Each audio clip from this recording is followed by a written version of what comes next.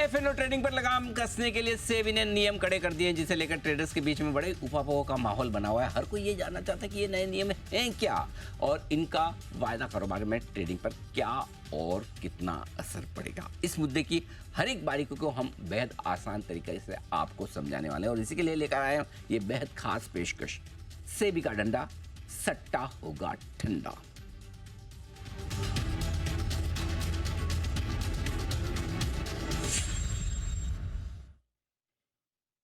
इस मुद्दे पर जो बात करने वाले सबसे दमदार और सबसे बेहतरीन एक्सपर्ट्स जो हो सकते थे, हमने उन्हें चुना इस शो के लिए। एनमी के नेशनल प्रेसिडेंट विनोद कुमार गोयल साहब जुड़ चुके हैं और एनमी के ही पूर्व प्रेसिडेंट राजेश बाहेती साहब भी। बीएसई ब्रोकर फोरम के पूर्व प्रेसिडेंट उत्तम बागड़ी साहब हमारे साथ स्टूडियो में हैं और देश की दिग्गज brokerage firm Anand Rathi share and stock brokers के सीईओ रूप पुत्रा साहब भी हमारे साथ कार्यक्रम में शामिल हो चुके हैं। आप सबका बहुत बहुत स्वागत है। उत्तम जी, शुरुआत आपके साथ करूंगा, क्योंकि आप तो एनबी के पूर्व प्रेसिडेंट, तो बीएसई ब्रोकर फोरम के तो पूर्व प्रेसिडेंट रह ही चुके हैं, लेकिन ये जो आप ये सब सुनते देखते ना कि सेबी ने स्टडी की 90% लोग नुकसान कर रहे हैं, या अभी कैश मार्केट की भी जो स्टडी आई, इनके लिए जो ये सारे डेटा निकल कर आए, जो इसके लिए स्टडी ग्रुप बना, उत्तम जी उसके भी मेंबर रह चुके हैं, राइट उत्तम जी? सही है। हाँ, तो चलिए सबसे पहले बताएं कि सर ये पूरा जो कुछ आया है सेबी की तरफ से नया एफएनओ सर्कुलर, ये कितना इफेक्टिव है रिटेल ट्रेडर्स का वायदा कारोबार में, इंडेक्स डेरिवेटिव्स में जो अनाप शनाप सट्टा हो रहा है, क्या ये इसे रोक पाएगा? कुछ हद तक डेफिनेटली, बिकॉज सो सडनली जैसे पूरी दुनिया में हुआ है, जीरो डे ट्रेडिंग इंडिया में बहुत पॉपुलर हो गया। तो एनएससी ने शायद 5-1 प्रोडक्ट निकाल रखे हैं, बीएसई ने 2 प्रोडक्ट निकाल रखे हैं। सबसे बड़ा इम्पैक्ट इस सर्कुलर का ये है कि जो नंबर ऑफ प्रोडक्ट्स है वो कम किए जा रहे हैं। तो आपके पास रह जाएंगे दो प्रोडक्ट, एक सेंसेक्स एक निफ्टी का, जो आज के तारीख में शायद थर्सडे और फ्राइडे को एक्सपायर होता है। शायद एक्सचेंज उसका डेट आगे पीछे करे, बट ये 2 प्रोडक्ट रह जाएंगे जहां हम जीरो डे ट्रेडिंग कर पाएंगे निवेशक। सो दैट इज सबसे बड़ा चेंज, जिसे मैं कहूँगा सबसे बड़ा इम्पैक्टफुल चेंज है। उसके अलावा बाकी जो चेंज है वो इतना ऑप्शन होल्डर के लिए इतना कोई फर्क नहीं पड़ता, बिकॉज ऑप्शन राइटर पे ज़्यादा इम्पैक्ट करता है। तो ऑप्शन राइटर पर ज़्यादा इम्पैक्ट आएगा, ऑप्शन बायर पर नहीं। लेकिन असली मकसद तो ऑप्शन बायर को ही कंट्रोल करने का है, राइट? तो ऐसे में बाहेती साहब, क्या ऑप्शन बायर बढ़ी हुई लॉट साइज या फिर अपफ्रंट मार्जिन, इनसे उन पर कोई फर्क पड़ेगा सर? देखिए, आप प्रोडक्ट भी कम कर देंगे तो भी निवेशकों के पास, छोटे निवेशकों के पास ऑप्शन लेने की तो जरिया बना रहेगा, क्योंकि वो या तो जो वीकली प्रोडक्ट अभी चल रहे हैं उसमें ले लेंगे, या फिर वो और दूर के ऑप्शन ले लेंगे जहां लॉट साइज बड़ी होने के बावजूद टोटल प्रीमियम अमाउंट वही रहेगा। तो अगर सेबी की ये मंशा थी कि हम रिटेल, जो छोटे रिटेल है उनको मार्केट में आने से रोकें, तो इससे बढ़िया एक तरीका था कि कोई ना कोई इनकम कैटेगराइजेशन कर देते या नेटवर्थ कैटेगराइजेशन कर देते, जिससे कि जो छोटे निवेशक है, जहां जो अपनी सारी पूंजी खो बैठने की रिस्क लेते हैं, उसके हिसाब से उनको लगाम हो जाता। लेकिन ये जो किया है, इससे भी फर्क पड़ेगा, लेकिन इससे ज्यादा जो प्रोफेशनल पार्टिसिपेंट्स हैं, मेरे ख्याल से उनको ज्यादा फर्क पड़ेगा और ओवरऑल वॉल्यूम्स मार्केट की कम होगी और लिक्विडिटी में थोड़ी सी फर्क पड़ेगी जरूर। ओके, लिक्विडिटी कम होगी, वॉल्यूम्स कम होंगे। बेहतर तरीका होता है कि जो भी ट्रेडर्स ट्रेड कर रहे हैं उनका इनकम सर्टिफिकेट या नेटवर्क सर्टिफिकेट माना जाए और उसके हिसाब से उनको ट्रेडिंग की छूट दी जाए। लेकिन गोयल साहब, चूंकि आप एनमी को रिप्रेजेंट करते हैं, प्रेसिडेंट है, ब्रोकर्स कैसे देख रहे हैं इनको और ब्रोकिंग बिजनेस पर किस तरह का असर पड़ेगा? लोगों को डर है कि भाई अल्टीमेटली तो 95, 97, 98% आप जानते हैं जितना वॉल्यूम है वो मैक्सिमम तो वायदा कारोबार से ही आ रहा है, एफएनओ से ही आ रहा है। तो क्या ब्रोकर्स के लिए बिजनेस कम हो जाएगा सर अब?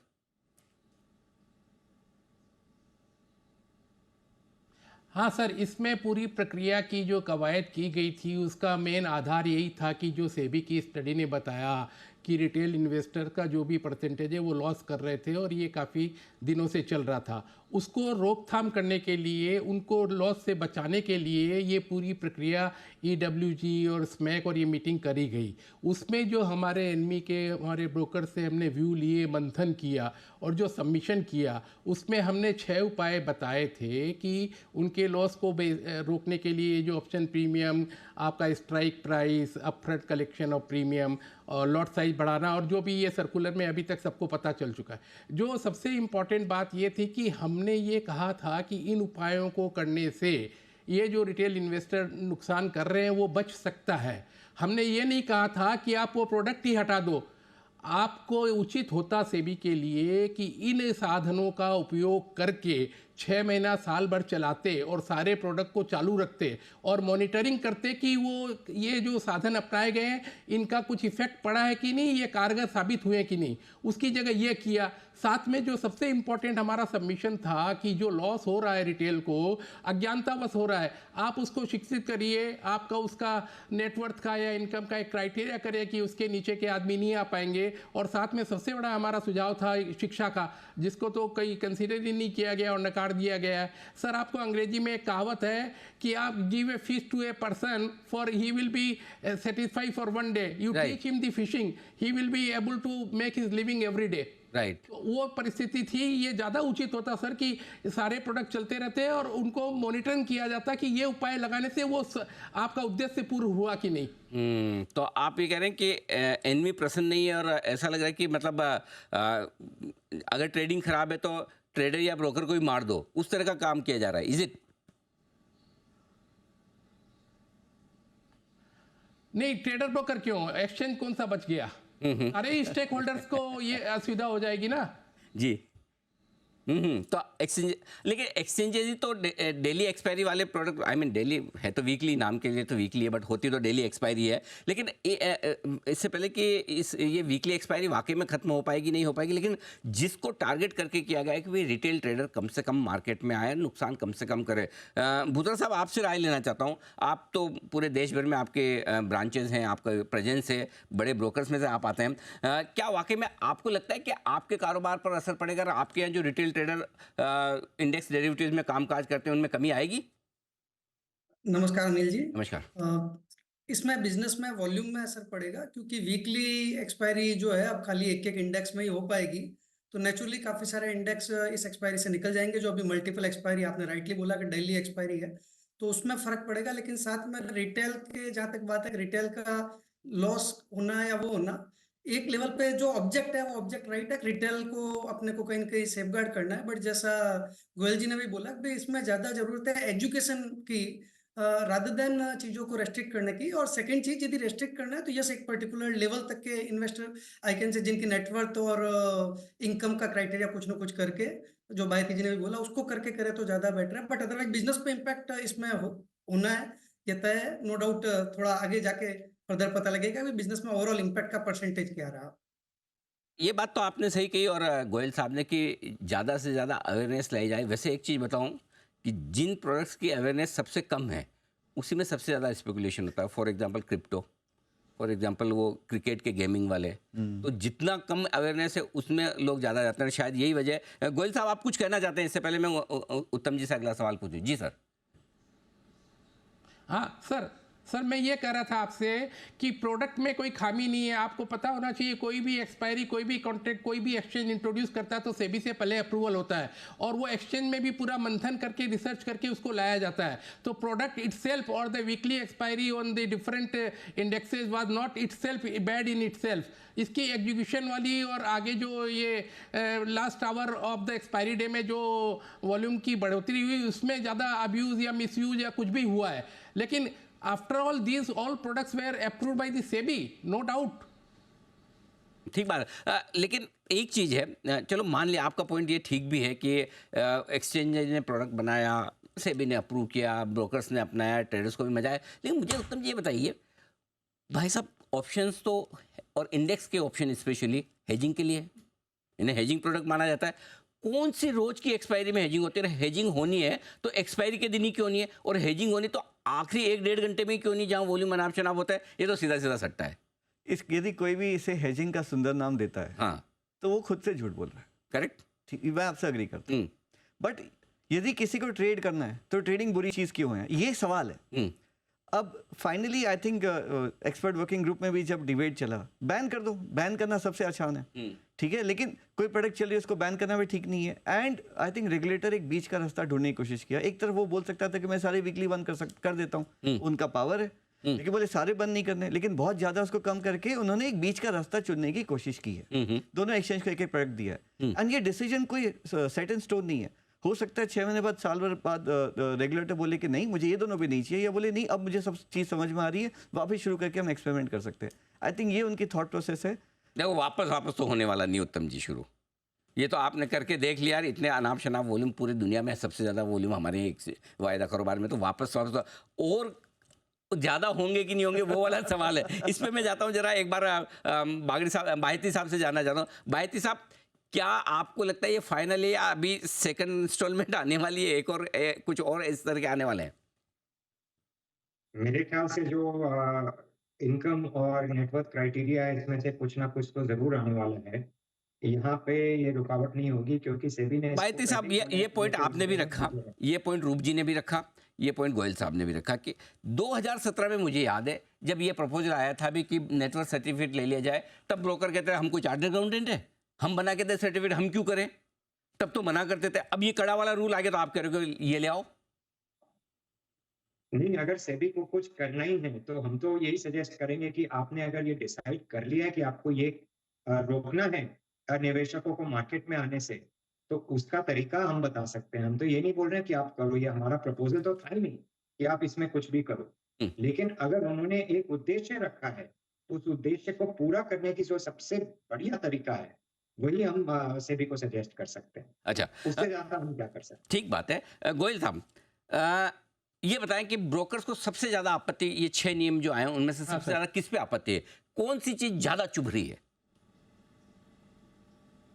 हाँ सर, ब्रोकर्स ने इन प्रोडक्ट्स को पॉपुलराइज करने में काफ़ी मेहनत करी, श्रम किया, समय दिया और एम्प्लॉयमेंट दिया। एक एक ब्रोकर आपको बताऊंगा जिनके पास 100 200 डीलर्स हैं जो इसको हैंडल करने के लिए उन्होंने एम्प्लॉय किए, वो all of a sudden unemployed हो जाएंगे। एक नंबर। दूसरी चीज़ ये है कि अभी इस आपके चैनल के माध्यम से वित्त मंत्री जी तक भी हमारे एनमी की बात पहुंचाना चाहूँगा कि उन्होंने जो इस बजट में ये जो ऑप्शंस है उस पर एसटीटी की रेट बढ़ाई है, और एक चैनल पे उन्होंने कहा था कि मैं एसटीटी की ये रेट बढ़ा रही हूँ जिससे ये रिटेल पार्टिसिपेशन रुके। लेकिन जब ये मेजर ले लिया गया सेबी ने और ये सर्कुलर, और इससे अगर वो रिटेल पार्टिसिपेशन रुकता है तो फिर उसको रोल बैक करना चाहिए।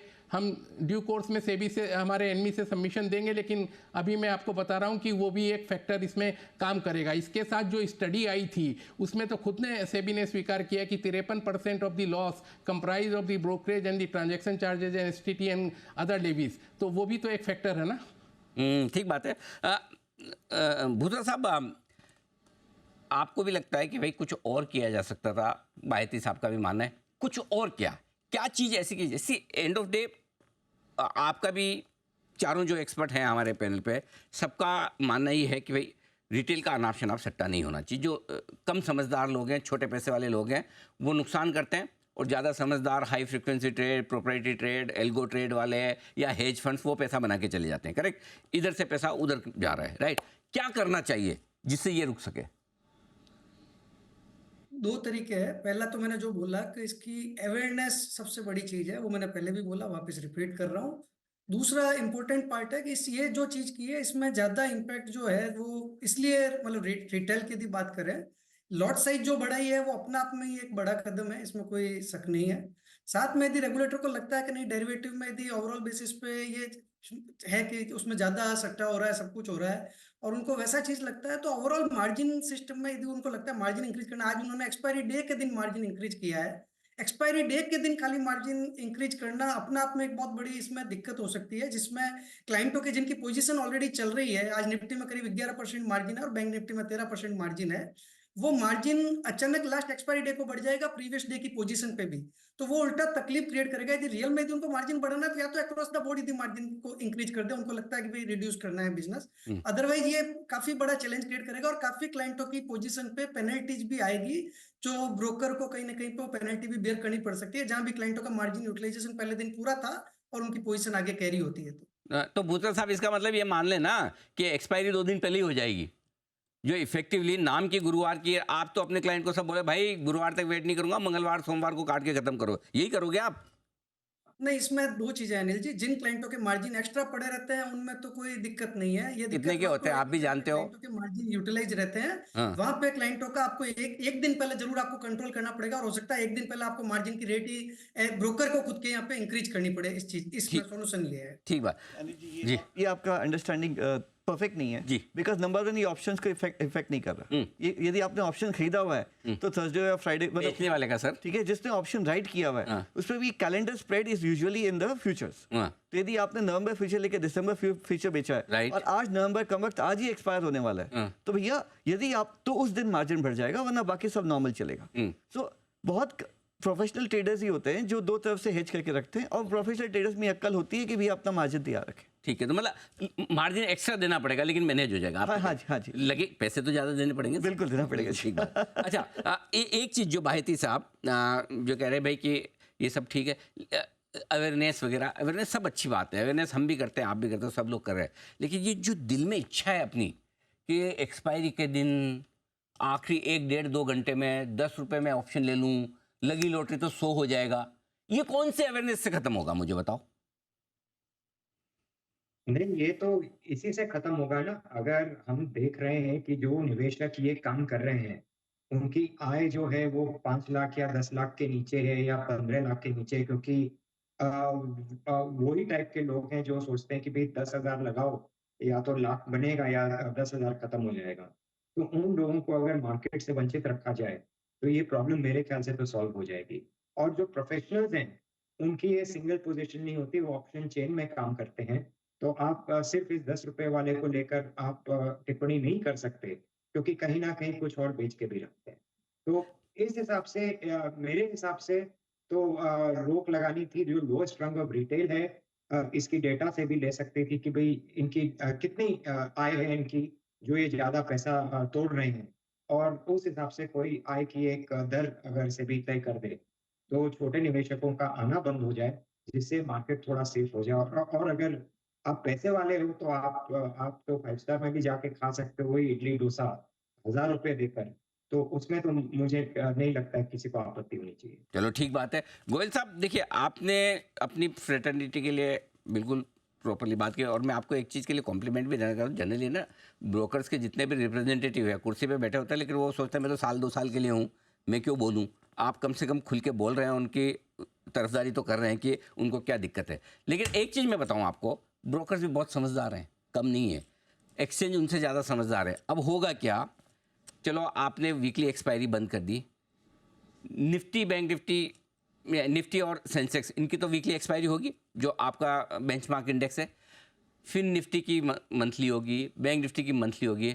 ये तो हर हफ्ते एक वो नई तो मंथली चल रहा था, एक्सपायरी पहले भी करने चल रहा के। था। एक पहले हफ्ते फिर निफ्टी की, दूसरे हफ्ते बैंक निफ्टी की, फिर पीएसयू इंडेक्स की आ जाएगी, किसी एफएमसीजी की आ जाएगी, किसी आईटी की आ जाएगी। हर हफ्ते 2-2, 3-3 एक्सपायरी आपको मंथली मिलेगी। आपका तो काम चलता रहेगा सर, प्रॉब्लम क्या है? एक्सचेंज ही कर देगा, आपको क्या चिंता है? हाँ, ये सोल्यूशन किसी स्मार्ट इन्वेस्टर ने बताया था, तो देखें एक्सचेंज इसको किस प्रकार लेते हैं। जी। तो फिर दिक्कत क्या है? आपको क्या फर्क पड़ता है, मंथली हो या वीकली? आपको तो रोज एक्सपायरी चाहिए ना भाई। अगर रोज एक्सपायरी होगी तो आपके तो वॉल्यूम आते रहेंगे। जी बायती साहब कुछ कहना चाहते थे इसमें। जी बायती साहब। सेबी ये होने नहीं देगी। आप ये समझ के चले कि कोई भी नया इंट्रोडक्शन है, हालांकि ये नॉर्म्स आ गए हैं, इसका ये मतलब नहीं कि एक्सचेंज को फ्री हैंड है कि वो जो इंट्रोडक्शन नया इंडेक्स करना चाहे या एफ करना चाहे, वो इंट्रोड्यूस कर सकते हैं। फाइनली एक साइन ऑफ सेबी की होगी, और सेबी इसको होने नहीं देगी। बागड़ी साहब आप सहमत है? क्योंकि अगर मैं बीएससी हूँ या मैं एनएससी हूँ, मैं सेबी के पास जाता हूँ, मैं बोलूँगा भाई देखो ऐसा है, मेरा आखिरी गुरुवार को निफ्टी एक्सपायरी होती है, मैं तीसरे गुरुवार को मैं करूँगा बैंक निफ्टी की, दूसरे गुरुवार को करूँगा फिर निफ्टी की। उसके अलावा मुझे लगता है आजकल पीएसयू में बड़ा इंटरेस्ट है, मैं एक पीएसयू इंडेक्स भी लॉन्च कर देता हूँ, उसकी पहले गुरुवार को मंथली एक्सपायरी करूँगा। को कैसे मना करेगा सेबी? सेबी के बारे में एक चीज़ क्लियर है जी, वो चाहे मुझे अच्छे लगते हो नहीं लगते हो, समझदार तो बहुत है।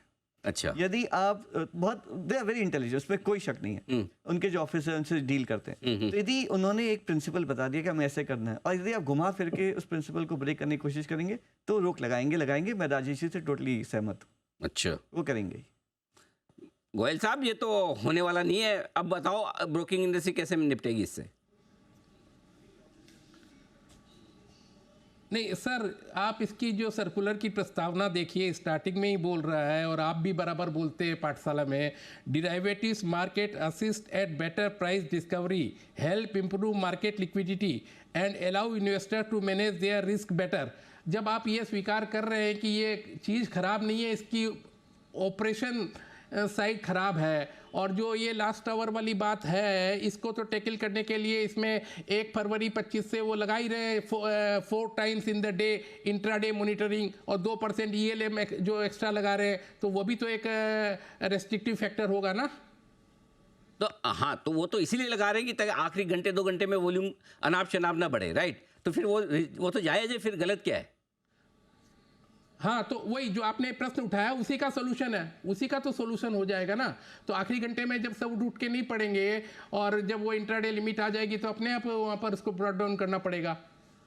तो मैंने मेरा यही कहना था, बार बार मैं यही कह रहा हूँ कि 6 मेजर अच्छे हैं, इनको आप चालू करके सारे एक्सचेंज में चला के साल 6 महीना चला के मॉनिटरिंग करते कि आपका उद्देश्य पूर्ति हुआ कि नहीं, लोगों के लॉस रुके कि नहीं, और फिर नहीं होता तो बंद कर देते। हमें उसमें क्या दिक्कत है? देखिए, as a association we are voice of the capital market. हमें तो सबके स्टेक देखने हैं, हमें एक्सचेंज का भी देखना है, अपना भी देखना है, अपनी रोजी रोटी भी देखनी है, इन्वेस्टर्स का भी देखना है। हम तो बार बार बोलते हैं कि इन्वेस्टर हमारे अन्नदाता है, इन्वेस्टर है तो हम है, ब्रोकर है तो एक्सचेंज है, एक्सचेंज है तो चैनल है। चैनल पे सवाल आ गया चलिए, हमारे बारे में कोई तो सोच रहा है। गोयल साहब, उसके लिए धन्यवाद जी। बागड़ी साहब कुछ कहना चाहते थे जी। नहीं, देखो, एक जो आप क्या करना चाहते हो और आप कैसे करना चाहते हो। सेबी ने नक्की किया कि मुझे इसे ब्रेक लगाना है, तो ब्रेक लगाने के जितने भी नॉर्म्स है, जितने भी दिए हैं 6 में से खाली एक इफेक्टिव होना है जिससे वो प्रोडक्ट्स कम कर रहे हैं। बाकी सबसे ऑप्शन राइटर के, ऑप्शन होल्डर को कोई फर्क नहीं पड़ने वाला। जो लिमिट है 500 करोड़ की लिमिट है, वो बड़े लोगों के लिए, छोटे लोगों के लिए लिमिट है नहीं। सो यदि वो जो करना चाहते हैं करने का ये मोस्ट इफेक्टिव जरिया है। अब ये उन्हें करना चाहिए कि नहीं करना चाहिए, उस पर हम अनलिमिटेड बहस कर सकते हैं। करेक्ट, उसमें कोई लिमिट नहीं है, but this is the most effective way of putting a stop. Daily वाली वीकली एक्सपायरी जो बंद होगी, रोज की एक्सपायरी, इससे सबसे बड़ा कंट्रोल होगा। इससे वॉल्यूम कम होगा, इम्पैक्ट कम होगा, वॉल्यूम मंथली की तरफ ज़्यादा शिफ्ट हो जाएगा। जो लोग, जिनको फिर भी ट्रेडिंग का शौक है, स्ट्रैटेजी लगानी है, लोग एक दिन के पुट की जगह 1 महीने का पुट लेंगे, या जो भी अवेलेबल है वो करेंगे। ये जो 2 प्रोडक्ट चालू है उसके अंदर खूब उसमें फिर भी एक्शन रहेगा फॉर सम टाइम, फिर उससे जजमेंट आएगा कि मार्केट क्या कर रहा है। बूथरा साहब कुछ कहना चाहते हैं जी।